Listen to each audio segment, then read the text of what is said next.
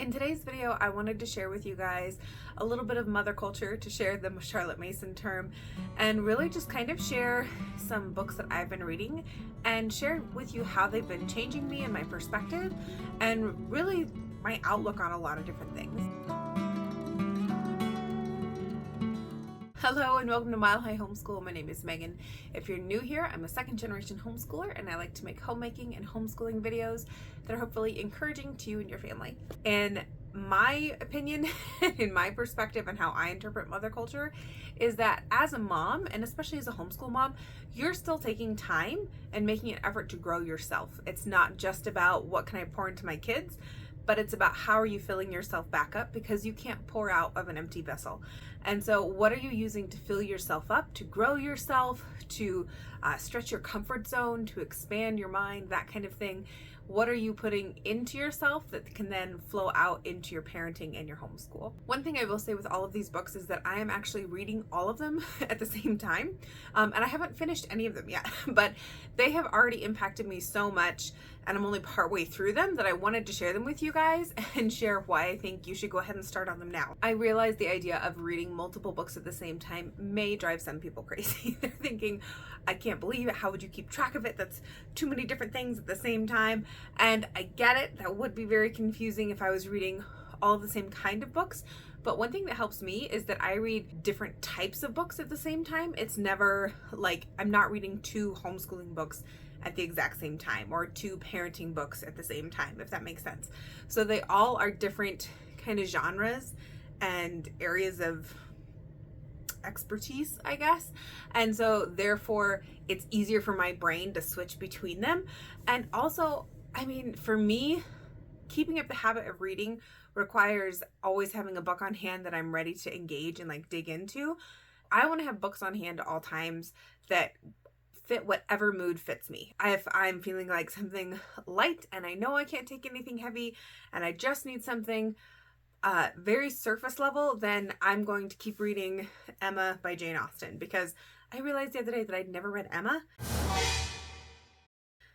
which I'm not sure how. I've read Pride and Prejudice like at least a dozen times, so I don't know how I skipped Emma. All that being said, I like to have different genres of books going at the same time. Emma being one of those, of like the very lighthearted one. One book that I'm currently going through that falls more under the overall life perspective and life vision is called Well Lived by Sally Clarkson. My mom and my sister and I all do a book club together once a week, and this is the one that we're reading through currently, and we're almost done with it, and it's been really good. Sally Clarkson is one of my most favorite authors and speakers. She does a ton on just being a woman of God, but also being a mother, being a homemaker, being a homeschooling mom. So she covers on a wide variety of topics in her books and in her talks and that kind of thing. And I feel like not very many people have heard of her, which I don't know how. Maybe it's just all the people in my circles have never heard of her. But the number of times I'm like, have you read this Sally Clarkson book? And people are like, who's Sally Clarkson? I'm like, she's incredible. Have you not read her books? They're so good. And this one, I will say, is very different than the majority of her books. I would say it's almost like a hybrid coffee table book, because it has these beautiful photographs in it of the most incredible places that she's gone to visit in Oxford and Cambridge, and just fun photos and pictures in it. So it was one of those, I'm a person who likes to mark in my book, and it's so pretty that I was like, I don't want to write in it. I don't want to mess up my book.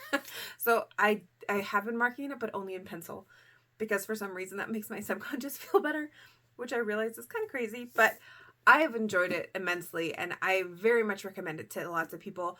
It's the whole perspective of it is she's talking about the legacy that you can live with your life and the legacy that you can leave behind, and her perspective as a woman in her 70s looking back over her life and the legacy that she left as a friend and as a mom and as a wife and as a hostess, and all these different roles that she's had in her life, and how for each of those roles, if you're going to leave a legacy with that, you need to have a long-term vision and a long-term perspective, which is so good, especially if you're a mom like me in the middle of the years with small children and you feel like you're just barely getting by day to day. You need that long-term vision to see where you're going, to see where you want to be able to get through those days with any kind of joy. I love it because it is that perspective from a woman who has done really great things in so many areas of her life, and she's sharing that with you, and she's being very honest and open and vulnerable in it. And so I have really enjoyed it. This next book that I am most of the way through, and I'm at the point now where you're like creating worksheets and stuff like that, is called Managers of Their Homes by Stephen and Terry Maxwell. And it's not in print. So if you're going to find a copy of it, I found mine on Thrift Books. Maybe check eBay or that kind of thing. The whole idea is about creating a schedule for your home for homeschooling families and for Christian homemakers and that kind of thing. This is for all of my type B moms out there like me. Do you ever talk to a type A friend and they try to talk to you about how they schedule and run things in their home, but it just doesn't quite make sense? Like, it doesn't quite click, and you try to figure out how to make it fit your home and how to adjust it for your home, and it's just not fitting. Like, the pieces are just not going together the way they should, and you're like, I know something is out of alignment and it's not making sense. How do I make this work? I feel like this book like makes the pieces suddenly fit together. None of it is new information to me. None of it is something that I've never heard before. Oh my gosh, that's brand new. It's more like the practical application of it is what my type B brain needed to make it make sense. I highly recommend this for my type B moms that are struggling with that organization, that scheduling, that consistency and that kind of thing. She's very practical and gives very simple step-by-step tips as she goes through it, and really just explains it all very well and really walks you through everything. There's a ton of sample charts in the back that they use of, hey, here's this family and this is the schedule they came up with, and here's our family and the schedule that we came up with, and here's tips for scheduling homeschooling when you have little babies, and tips for scheduling homeschooling when you've got high schoolers and big kids. And so they have a lot of different perspectives and voices in it, which I really enjoy and really appreciate. A lot of the stuff she talks about really is just the idea of like, how do you create this schedule? How do you see if it works? How do you implement it? And she's very honest too in the fact that your schedule is going to have to change. Like, you're probably going to need a different schedule in the summer than you have in the school year. You're going to need to have some leeway in it. You should involve your husband in it, like, because he's going to have a perspective that you won't have. He's going to have a say in things that he wants done and that kind of thing. And she talks about everything from school to cleaning to managing the home to even scheduling in things and hobbies that you enjoy doing. I just feel like it's taken all of the type A advice and made sense for my type B brain. Another one that I've really enjoyed is called The Gap and the Gain. It's more what I would call like a book for entrepreneurs or that kind of thing. If you were to go to a Barnes and Noble looking for this book, you would probably find it like in the entrepreneur self-improvement, self-help section. This one I really appreciate because the perspective is so different in that so many other books are coming to you from the perspective of, well, you just need to be more disciplined. You just need to be more focused. You need to get better at setting your goals, 1% better every day, and you're 365% better by the end of the year. I think the reason why I appreciate this one so much, and it has shifted my perspective so much of it talks about, are you constantly measuring yourself by some perfect ideal and thinking that because I'm not this ideal, because I'm not this Instagram, Pinterest, social media, YouTube mom, then I'm failing? What are you comparing yourself to?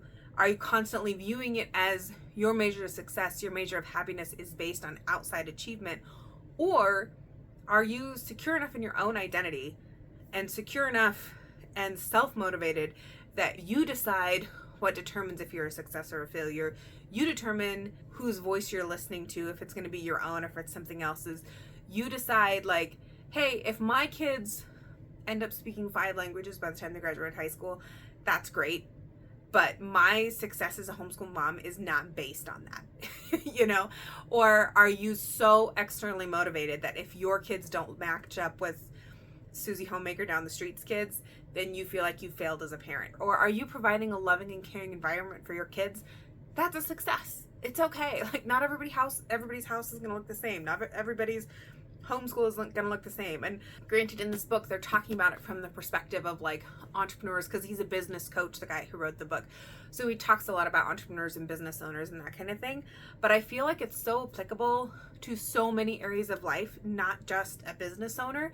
And also, it's a great perspective for me as a parent to realize, what am I teaching and modeling for my kids? What am I teaching them to have? Because I want them to have the mentality of, wow, look how far I've come. Not, oh my gosh, I'll never attain this.